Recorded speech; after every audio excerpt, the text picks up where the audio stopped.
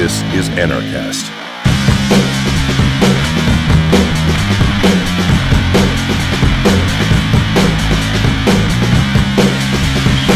Hey everybody, welcome to another edition of Anarchast, your home for anarchy on the internet. We have coming in from the Blue Ridge Liberty Project, a place that we had previously had on Chase Rachels from. His name's Carlos Morales, and he's a very interesting guy. He runs the Truth Over Comfort podcast, and he's also the one and only, I believe, the only person who's ever come out of the Child Protective Services and has been a whistleblower. And he's still alive, so we want to get him on before they Bradley Manning him or Edward Snowden him. And so thanks for being on, Carlos. And but before we get into all those things, let's start with, how did you become an anarchist? Yeah, well, so I heard about libertarianism through Penn Jillette's Showtime show called Bullshit, in which he mentioned libertarianism a few times. I learned about it in high school. From there, I began reading Ayn Rand, and then late 2005, early 2006, around there, I first heard Stefan Molyneux's Free Domain Radio podcast. And after hearing the ethical reasons why a market anarchist society is the only just one, I was pretty much sold. I mean, the methodology by which he was able to break down the political system and how any single type of government is inherently immoral due to the tax-based system, I've really never looked back. Really interesting, yeah, because Stefan Molyneux woken me up. Of course, he's been a past guest on Anarchast a few times, and he woke me up a lot to the whole idea of peaceful parenting and all that. And so I guess you were then, sorry, I might have kind of, I was distracted by something. You then went into the CPS? Okay, so yeah, I actually ended up going to the CPS in 2012. So at the time I was already an anarchist, but what had occurred was, in my own life, there were a few different cases in which I had actually prevented people from hitting their kids in public.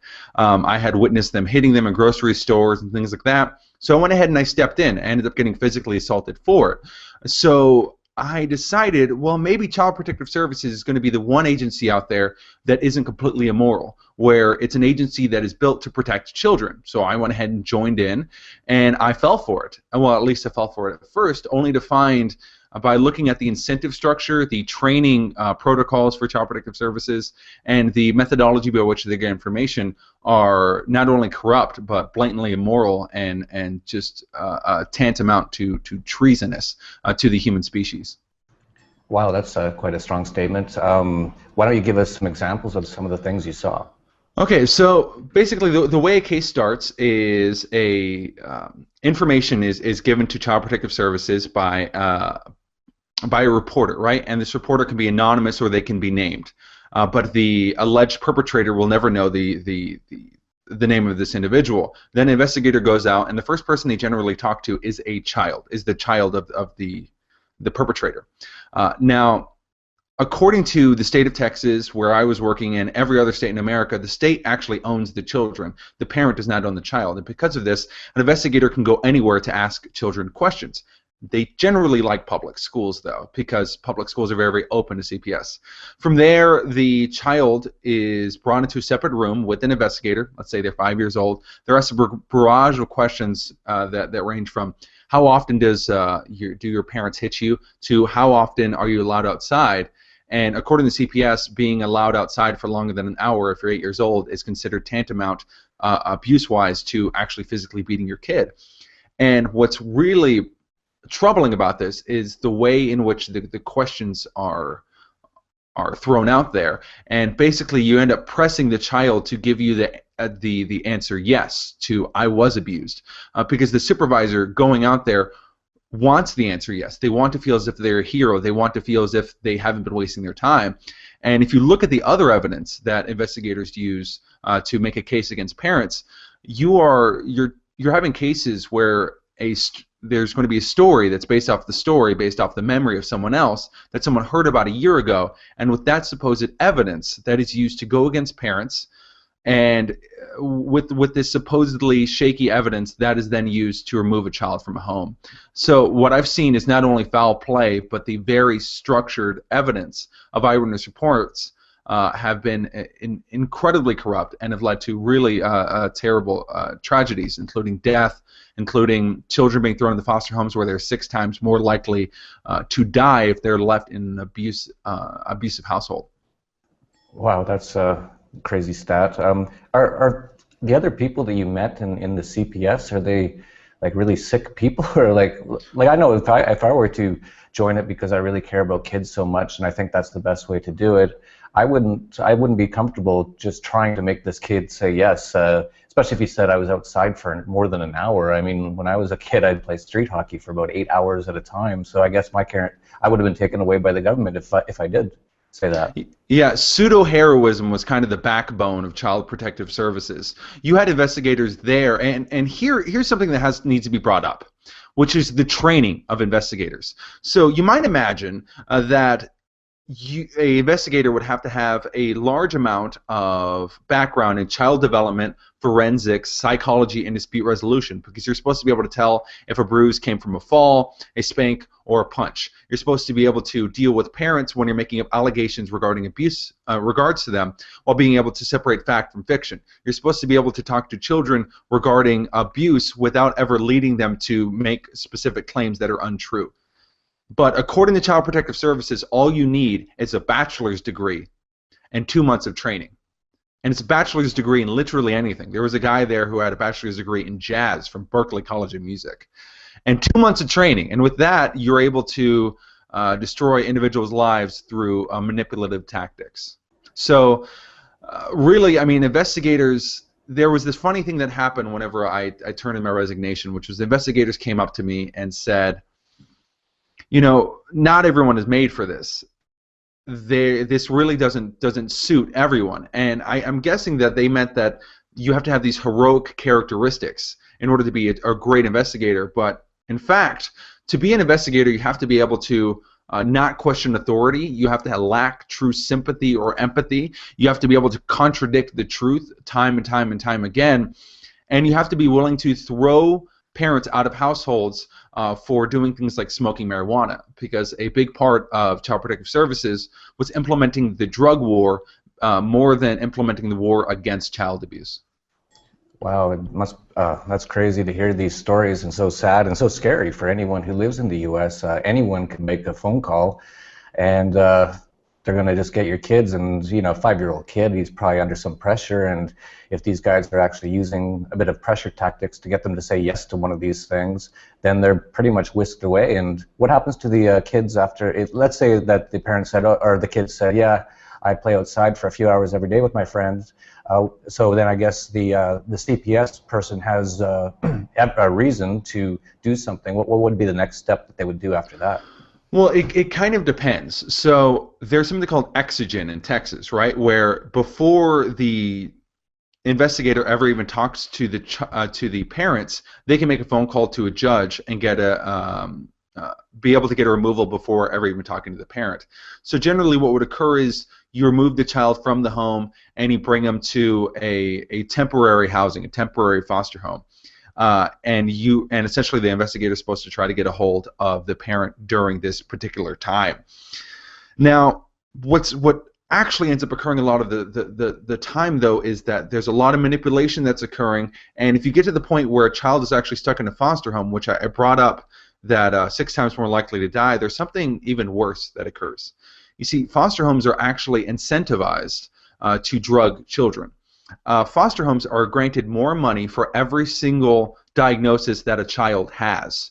Now, this diagnosis could be more than just a child being paralyzed. For instance, if you stick a child outside of his home, outside of his community, outside of his church, right, and he might end up having issues when it comes to sleeping. He might have issues when it comes to paying attention to school. He might have temperamental issues. He might yell at some people. And he might be really tired. So that would be considered normal to us. But according to a mental health practitioner that is funded by the state, he has oppositional defiant disorder, adult ADHD, bipolar disorder, schizophrenia, and insomnia. And they're going to stick that kid on 5 different drugs. And for every single one of those diagnoses, that foster parents are going to be given even more money. I've witnessed 8-year-old kids who are on more than 8 drugs. And they have nothing to do with the child having anything really wrong with them. Wow, that's totally brutal. I hadn't heard these stories quite this way. I've seen a lot of horror stories, but I haven't heard it from the inside on exactly what they do. As a parent myself, I would not raise a kid in the U.S. Just for that reason alone, and of course there's a million other reasons. I definitely wouldn't have them in public schools either, where they're just drugging kids if they can't obey well enough, which is what they call ADD. If they're not happy sitting in a chair for 8 hours a day, being told ridiculous and stupid and erroneous information, then they have ADD, and then they're drugged. It's unbelievable. It's so funny here as anarchists. One of the stories, one of the questions we get all the time is, what would happen with the kids who are getting abused by their parents without the government? Well, I think you answered that question. Yeah, there's this thing that's brought up to libertarians whenever we bring up the issues when it comes to Child Protective Services, like who's going to replace Child Protective Services, who's going to prevent child abuse. Well, those are two contradictory notions, because asking who's going to replace Child Protective Services is like asking who's going to replace the CIA, the DEA, the IRS. Essentially, you're asking who's going to replace the agency that is kidnapping children and funneling them into foster homes, okay? To the answer, who's going to prevent child abuse? Well, the state actually institutionalizes child abuse, not only through Child Protective Services, but also through the public schooling system, which creates this artificial environment which really brings about the kind of bullying that you see in society and manipulates the masses. I mean, there wasn't a smarter move to get people to believe in the government than getting the government to actually educate the children. Horace Mann knew this, and the people who started up public schooling knew this. So there's already institutionalized abuse within the state. If we remove CPS and public schooling, that's a hell of a good start to preventing child abuse. It's really looking at the finish line when you have like 2 broken legs and 1 limb, and then completely not paying attention to why those breakages happen. Well, much of society is based around the notion that it's okay to abuse children, and the rights of children are rarely, if ever, brought up in any meaningful way. Yeah, it's crazy to me. I live here in Mexico most of the time with my kids, and it's quite rare to see real major child abuse. There's definitely some spanking and stuff in the Mexican culture and all that, but it's quite rare to actually see someone really beating their kids. And if they do, the kids will probably just leave and go get a job somewhere and figure things out, and that'll be pretty much the end of it. Or they'll go to their family. And if anyone knows about it, they'll definitely confront the individual. And I think that's a much better way of dealing with these things is one-on-one with, if people are paying attention. If you have a grandson and he's always bruised up, and you see his dad always being quite rough with him and quite abusive with him, it should be your role to do something about it. And obviously, this once again goes to show that if you put it in the hands of government, all it does is make it worse. Absolutely. What the state does time and time again is remove the locus of control from the individual to some kind of external arbitrary authority-based system. What's happening is when someone witnesses abuse, they go, oh, well, someone else will take care of it, or the government will take care of it, or I don't want to step in on this case. All personal responsibility for yourself and what you think of society is kind of just removed, and it's sad and it's pathetic. And if you think about, I would not know the market anarchist solution for exactly how to deal with this. Stefan Molin has brought up dispute regulatory organizations and healthcare and things like that. But honestly, there are millions of minds out there, and by creating a monopolistic coercive agency, that is definitely going to be the worst and least efficient manner by which to actually end child abuse. Yeah, everything with government, it just takes away individual responsibility, and you see that all the time in the U.S. I was just, right before we went on the air here, I was watching the Ukraine riots, which have gone really crazy in the last few days, and they're just taking cops and beating them up and dragging them off, and in the U.S., people just that's Chris Cantwell's wet dream right there. Well, I don't like to see it. I think it's horrible. But again, this is all caused by the state, and it's sad. And when you push people far enough, they will do that. But my sort of point is that in the U.S., you'll see the cops just beating up somebody for no reason at all, and their friends will just stand there and go, "Sir, please, sir." In most other countries on earth, if a cop attacks somebody for no reason, the whole town will go after that cop. And I think that's much better. I'm not saying it's perfect. Obviously, this is all caused by the state.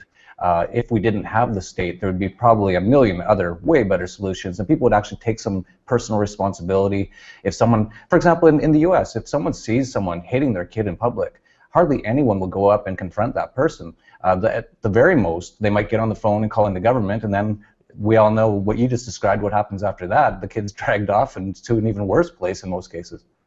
Yeah, when I remember stepping in on one person, he was beating the hell out of some 4-year-old, and it seemed to be the grandfather because the guy was pretty old. And I stepped in on him, and I got on my knees because he was hitting his kid, and I put my hands behind my back, and I said, "Does it make you feel like a man to hit a 4-year-old girl?"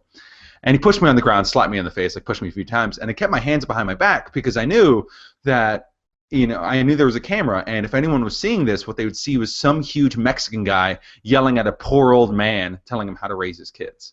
Now, what kind of scared me was the fact that, so a manager comes in, he separates us both, and he's like, we have to calm the situation down, which I understand. I mean, a manager's running a business. He doesn't want people beating the shit out of each other in the middle of a business. But was that like 3 old women came up to me and started yelling at me, saying, "How dare you tell someone else how to raise their child?" Which I was just like, why is no one going to the 4-year-old and asking, how does it feel to be hit by some old man? And she was, I believe all she was doing was try to grab at a balloon. I mean, this is absolutely sick and disgusting, but we live in America, I think it's over 75% of adults admit to hitting their children. I tend to use the word hit rather than spank because I think spank is kind of a demeaning word that tries to trivialize what's actually occurring there and the damage that it's really doing. But I think there has to be a lot of education that goes out there in regards to peaceful parenting and a bit of damn self-responsibility by individuals to actually do something. Yeah, absolutely, and you brought up a great point there. Again, the state is causing a problem because if you were to do anything to this guy, which I think you're well within your rights to do, to at least use some sort of force to make him stop using force against this other person, you'll probably be the one charged. So that people would start calling the cops, and you'd be charged with assaults. She'd be taken away and drugged, and she'd be gone from her family and probably dead in a few years. And the grandfather guy would be probably the only one who wouldn't get any charges. Everything's upside down in the U.S. Well, yeah, we have the exact opposite of a restorative justice system in the United States. I mean, if someone steals your car and then wrecks your car, unless you had a particular kind of insurance and they actually find the guy, they're just going to grab the guy, they're going to throw them in a cage where he is funded with the money that was stolen from you. And then from him getting raped for the next 2 years, supposedly that's going to help you have to do something with your car. I mean, it makes absolutely no sense. We live in a completely backwards ass world when it comes to any real form of justice. And if I did, really step in on that guy actually beating up his child and used force against him in order to prevent this, I absolutely would have went to jail. And God knows what would have happened when I was there. Yeah, I just saw a video. It was from somewhere in Asia, and this man had a small switchblade, and he was beating his wife like right in public, and he had the switchblade to her neck. They were very upset about something, and that happens. That people get emotional, but it's unfortunate people use violence. But the whole park started to surround this guy. And no one was calling the police or anything. Like in most parts of the world, you don't call the police because they realize, unfortunately Americans don't, but most people realize that that's just making things worse. And they just surrounded him, and they kept getting closer and closer to closing in on him. And then when he took the knife away from her throat for a second, one guy jumped on him, and then about 20 other guys jumped on him. They beat him up a little bit, not too bad really, but they just subdued him. And I'm not sure what happened after that. The video ended after that, but I think that was a really great thing for people to do, to actually take responsibility, and they're risking their lives to try to help this woman. And but again, in the U.S., everyone would just be calling 911. They're all a bunch of slaves. Just we need the government to protect us. It's like, oh yeah, the home of the brave, where no one will even do anything ever. It happens sometimes, but it's so rare that it's barely even worth talking about. And like you said, it just gets worse as soon as the government's involved. And it's just a crazy system, and I can't believe anyone still believes in this stuff, and especially the prison system, which is a whole other topic. But like you said, the guy goes away and gets raped for 2 years, and that somehow helps you because he stole your car. It's so medieval and so medieval's the best word for it. I can't believe in the 21st century that that's a solution to theft and violent crimes, is that we put them in a place to go get raped, and they actually pay for them to be there too, through taxes, obviously. So it's crazy, because obviously if someone stole your car in a more normal world, or a better world, if you did find him, and maybe you'd use some private group to find him, you definitely wouldn't construct a cage in your house, have a 24-hour security guard that you pay for a few years, feed him, and then bring people in to rape him every now and then. You just say, hey, I want restitution for what you did. If you damaged my car, so if it was total write-off, owe me $15,000. I'm going to give you this much time to pay it off, of course, with quite a large interest rate. And if you don't pay it off, we're going to come around and get it. All these things work so much better in a more free market. And you made a great point, and that's the point I should make as well. We don't know in a stateless world exactly how these things would be resolved. But we're willing to bet that there's no way it'll be any worse than the way it is today. Yeah, absolutely. And when it comes to what you're bringing up earlier regarding a woman ended up being protected from her husband who was beating the hell out of her, I'm hoping that society moves to kind of that view when it comes to kids, because when you hear about how people talk about why they need to hit their kids, well, he wasn't listening to me, well, he wasn't paying attention, well, he wasn't doing this. Well, people used those exact same excuses 50 years ago to hit the hell out of their kids. And if I was in public right now and someone was like really beating their girlfriend, most likely someone would step in. But if someone were doing it to their kid, it's much less likely of a chance. And I got a hell of an example. There was one case I was involved in. I never reveal names because that only hurts people. But this child, 12 years old, was being handcuffed to the front of a fence in the middle of everyone, and this child was being beaten with an extension cable. Okay, the father was doing this, and she was screaming out, "Please help me! Please help me! Please help me!" And no one stepped in whatsoever to do anything. Now, two guys could have walked in there, beat the hell out of him to prevent him from what he was doing. Instead, one woman called CPS 2 days later, as if that was really going to help the particular situation. So it's absolutely disgusting, not only what Child Protective Services does, but that status mentality that goes into people's head of never taking any real responsibility. Yeah, we should talk a little bit about peaceful parenting. I really got into it over the last few years, and I have never hit or even yelled at my kids, and I never would. It's just sort of in my nature not to. I treat them just as little people, not as my kids. They're just little people who live in my house, and they're kind of helpless a little bit, and I try to help them. But my wife is a bit more from the Mexican culture, and there's quite a bit of yelling. Not much hitting. If anything, just a little slap on the butt, which isn't too terrible. It's still not great, obviously. So I sat her down, and we've been talking about peaceful parenting a few years ago, and she pretty much bought into it. She still will raise her voice sometimes, and but other than that, it's really almost completely peaceful parenting. And man, the changes in my kids has been dramatic. They used to cry a lot. They used to have problems. My son would almost freeze up, and like he'd just go into this like just a bad mental state. And once we started doing this, I noticed within weeks a dramatic shift in how my kids were. They were the happiest, most nicest, most responsible. They felt like, if I do make a mistake, I'm not going to get hit at. I'm not going to get yelled at. I might have to suffer the consequences of my mistake. For example, my daughter dropped the iPad into our swimming pool, and she came up, and we'd already been peaceful parenting at that point, so she knew she could just come up and tell me what happened. She goes, "Dad, sit down. I got to tell you something." And I said, "What?" And she said, "I dropped the iPad in the pool." And I said, "Well, now you don't have an iPad." And she goes, "Yep, I'm going to learn from that one." And we have such a better relationship with our children because of it. And so many people who still believe in this idea of using violence and force and yelling at kids as a way to discipline them. And then their kids get a little older, and they start rebelling. They start like keying cars and doing all kinds of stuff because they've been just hit and beaten and yelled at their whole lives and treated like slaves. If they do something wrong, they're in prison. They're grounded. They have to stay in their room for a week, which is like a small thing like prison.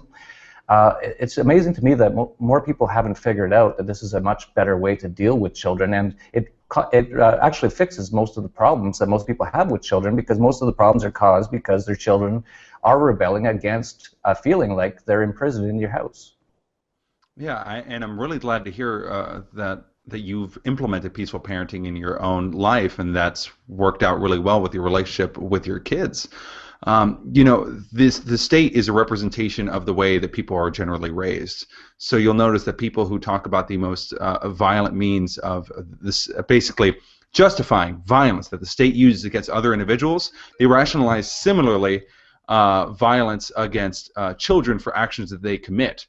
Grounding, just like you brought up, is a form of prison. This kind of violent use of, in order to prevent or discipline an individual, doesn't seem to have many positive reactions, and you've really shown that in your own life.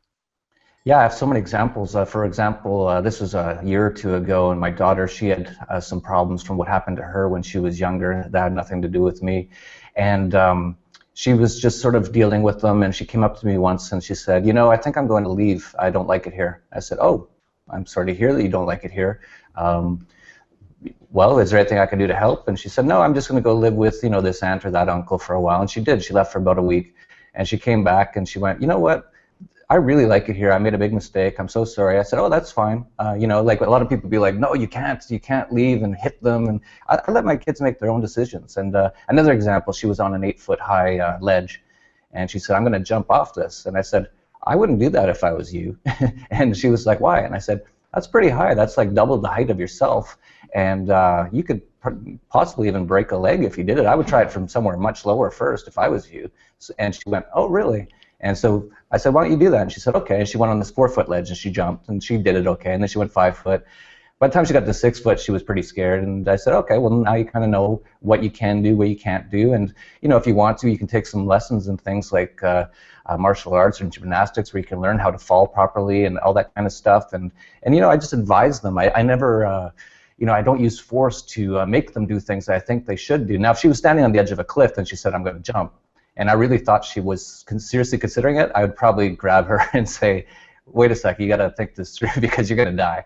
And but that doesn't happen. Kids are way smarter than, especially if you don't send them to public school. They're smart. They know generally. You know, there is a few small, you know, like on a hot stove, for example. If they don't know it's hot and they want to touch it, I wouldn't just say go ahead and touch it. It's going to hurt. I'd say, you know, you got to really, like, let me show you. Let me put something on there and you watch it burn. You know, like, I talk it through with them, and it works so much better.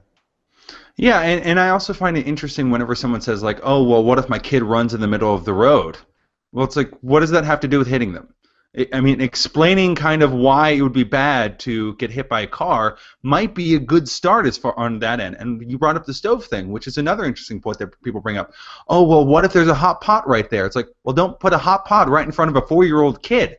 Maybe that's a good start. Take some personal responsibility. Kind of show. Hell, we have YouTube. I can show a child a YouTube video like, look, this is what happens when a car hits another car. Maybe not a car hitting a kid, that might screw the kid up just a wee bit, but just kind of little examples that show regarding these things. I mean, kids as young as 3 years old can start to understand things like a negotiation and have some basic form of concept formation, like an understanding of causation, right? Like, this is going to happen if this happens. And you don't need to make it force in every single case. If you're hitting your kid because he was about to run out in the middle of the street, you're not showing to your kid that you are that he's in a safe place. He's feeling like he's not even in a safe place if he's not even by the car. So you're just really fucking with his emotional capabilities and his feeling of togetherness with his parents.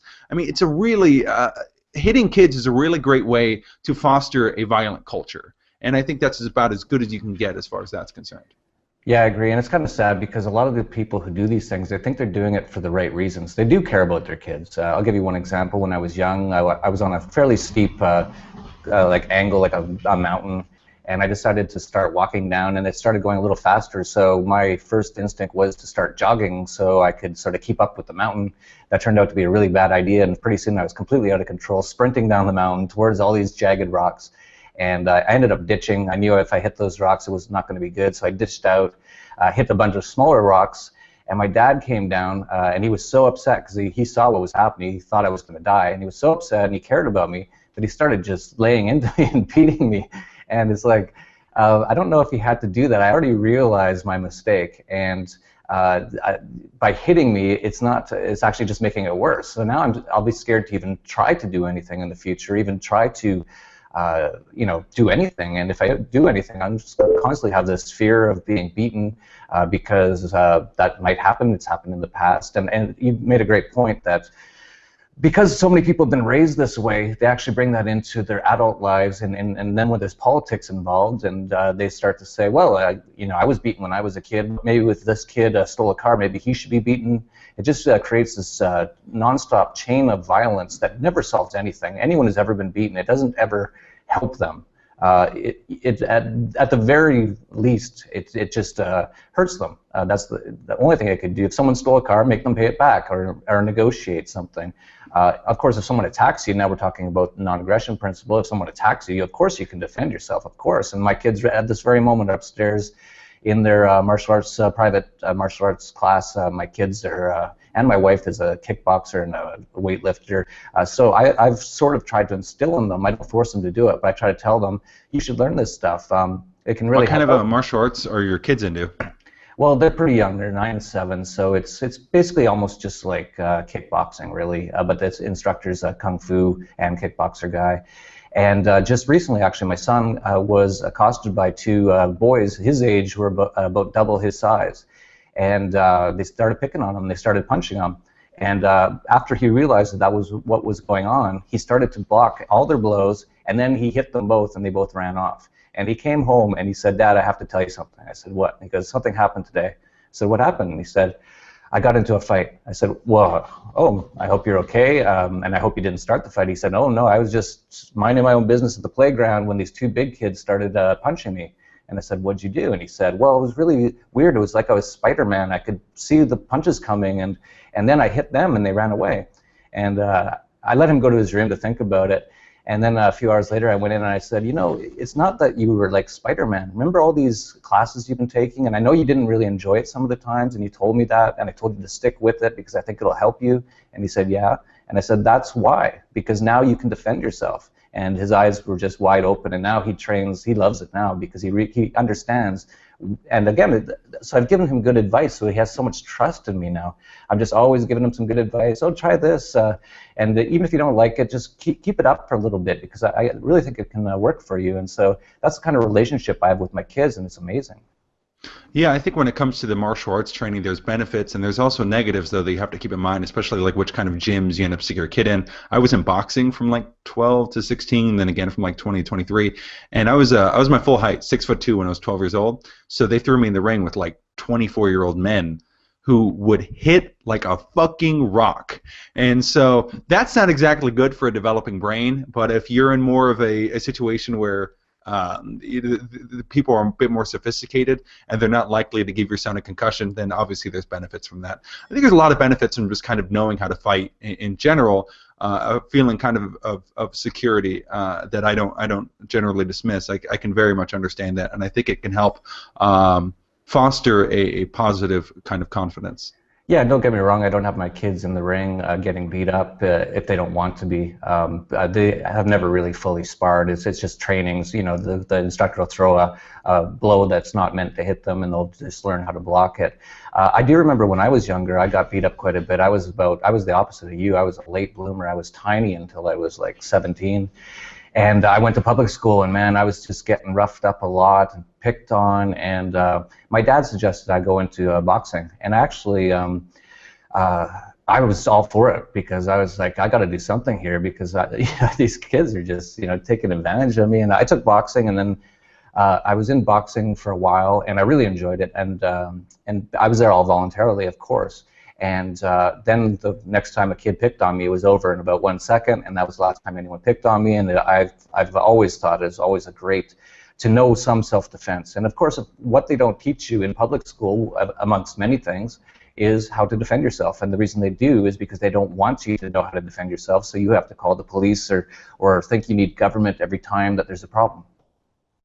Yeah, knowing how to defend yourself, especially when in public. I mean, because really, in like real life, outside of public school, for the most part, you actually don't need to defend yourself very often because you're not usually put in those uncomfortable scenarios. I have quite a bit of a boxing background, but I know firsthand that if you're in a bar fight scenario, get the hell out of there because there's things like bottles, there's things like 5 bouncers will kick your ass. But public school kind of fosters this kind of rebellion because you're stuck in these weird artificial situations to where you're getting picked on a constant basis. I know I had a lot of altercations when I was in public school with a number of individuals because I was again 6'2" and I was athletic. So the assumption is, well, it was kind of like prison, right? Try and knock out the biggest MFer there, and then everyone else is going to kind of respect you. And knowing boxing was quite helpful on that end. So there was definitely benefits from it. Oh yeah, it's total Lord of the Flies in those public schools. Private schools, it's not nowhere near that much because, of course, those private schools actually care about your kids a little bit because if they screw up with your kids, you'll not go to that school anymore and then they'll be out of business, which is the exact opposite of public schools where the worse they do, the more money they get, which is the exact same with everything to do with government. And I can't believe anyone even still believes in this idea of government. It's sad, but I think things are changing. If you do the Truth Over Comfort podcast, have you been talking about or talking with other anarchists about how things are changing nowadays? Well, yeah, some people are a bit more hopeful than others. I mean, you have Jeffrey Tucker, who's the most optimistic human being on earth, who brings up, the amount of change that we're getting from things like from Bitcoin and other such things. Those are really changing society. And of course, one of the things that people kind of ignore is the fact that violence has been declining in society per capita for the last 100 years or so, and that has a lot to do with the fact that parenting is evolving too, and you can see a really great correlation. I wrote a paper called War as a Result of Child Abuse. It's based off of quite a bit of research which shows that the societies where child abuse declined, you also saw a decline in violence among peer-to-peer interactions and as far as being a warring kind of nation. So I think there are some things that are changing in society. The biggest change, though, of course, is the internet. The fact that I'm able to communicate with you right now, the fact that I was able to find out about market anarchism through just a Wikipedia search and listening to Stefan Molyneux, who's literally thousands of miles away from me, instantaneously, that's going to be the biggest change. That's the big kicker right there. And I think society is going to be moving forward in a more peaceful manner as long as the message of peaceful parenting continues to flourish, which I think because of people like you and because of other market anarchists who are really acknowledging this, even Stefan Kinsella and Jeffrey Tucker have come out recently discussing the benefits of peaceful parenting and how important that is for a peaceful society. Yeah, I totally agree. Actually, I would add to that. And it's funny because a lot of people, they watch their mainstream media news, and every night there's some terrible thing happens. So people have this idea that the world is dangerous, and it's as dangerous as it's ever been. It's never been more safe, except for governments, of course. The governments have sort of institutionalized safety by making you feel safe by losing half your money every year and being followed around by cops all the time and given extortion tickets and stuff like that. But if you look at the general flow, as you pointed out, it's getting more and more peaceful over time. And I think it's not only just peaceful parenting, which is a big part of it, obviously, and that's changed. Even if you look at the advertisements, 50 years ago, they'd have a man with his wife over his knee, and the sign would be saying something like, she overcooked dinner tonight. Like that was the attitudes back then. It's getting more and more I guess you could say civilized, a lot more less violent, and you pointed out technology's changing everything. In the old days, hundreds of years ago or thousands of years ago, it made some sense to some people to go around and kill people and take their gold. Nowadays, it doesn't make as much sense thanks to technology because we don't really have those kind of assets the way that we used to that are that important. If you want to, you can break into a house and steal an iPad, which is probably worth $150 used. There's a lot of all of those things are happening. And it's really going in the right direction. The more that we can get this message out about freedom, about how badly the state handles everything and how outright immoral and evil it is, that we have a much better chance for a much more peaceful and prosperous future. Absolutely, and there's groups out there right now which are trying to kind of make communities for people who are into peaceful parenting and fostering a better community, and are into voluntarism, and are into kind of a secular worldview, one that is free from Abrahamic religions, which foster a sense of hatred towards children and others. And one of those is the Blue Ridge Liberty Project, which can be found at blueridgelibertyproject.com, which is in Asheville, North Carolina, which is a community of individuals in Asheville who are peaceful parents who are into voluntary interactions between other individuals and building a sustaining community, not only as far as farming is concerned, but as far as just relationships between individuals to create a better society. Yeah, it's great. People more and more are waking up to this and starting to gravitate to each other and start to do more things together. And I think it's great. And we'll lead by example. There's other people like Dana Martin, who's been a big unschooling proponent. She was a past Anarchast guest as well, and she really got me into unschooling, which is a whole other topic. But essentially, it just means you don't send them to any sort of school. You just let the children learn whatever they want to learn, which I've been trying to get into my children's life. My Mexican wife's been a little slow on wanting to get them out of school. She said, though, if once they learn really good how to read, that we can take them out of school. And of course, that's when my son was beat up, was at school. So and you pointed that out, and that was another great point that I should comment on. Is yeah, I know how to defend myself. I've done karate, kung fu, boxing, all kinds of stuff, and I don't think I've ever really had to use it. If there is a bar fight, I do exactly what you say. I just leave. There's no point. I don't see the point in getting into a bar fight. It's a lot of risk and no reward. And if you're hanging out with the kind of girl who goes like, "Go beat him up for me," get the hell away from that girl, because she's going to be nothing but problems for the rest of your life. Yeah, no kidding. Well, that's been great. It's really interesting to talk to you, Carlos. I don't know if you had anything special you wanted to talk a little bit more about, or if you want to just mention about your Truth Over Comfort podcast or anything else. Yeah, you can find everything as far as my podcast, essays, and YouTube videos are concerned at truthovercomfort.net, and check out the blueridgelibertyproject.com to figure out about that group in Asheville, North Carolina. Great. And thank you very much for having me on the show. I'm going to be at the Liberty Forum, which is coming up pretty soon. I'm pretty sure this show is actually going to come out after that. But I'm also going to be at the L2 Liberty Conference in North Carolina, which is taking place in mid-March. So look out for that as well. Great. And did you give us the URL for your podcast? Yeah, truthovercomfort.net. All right, so check it out. Another great episode of Anarchast. Treat your kids like human beings and not like little prisoners, and I think the world will get to a much better place a lot quicker. So that's it for Anarchast, your home for anarchy on the internet. Peace, love, and anarchy. This is Anarchast.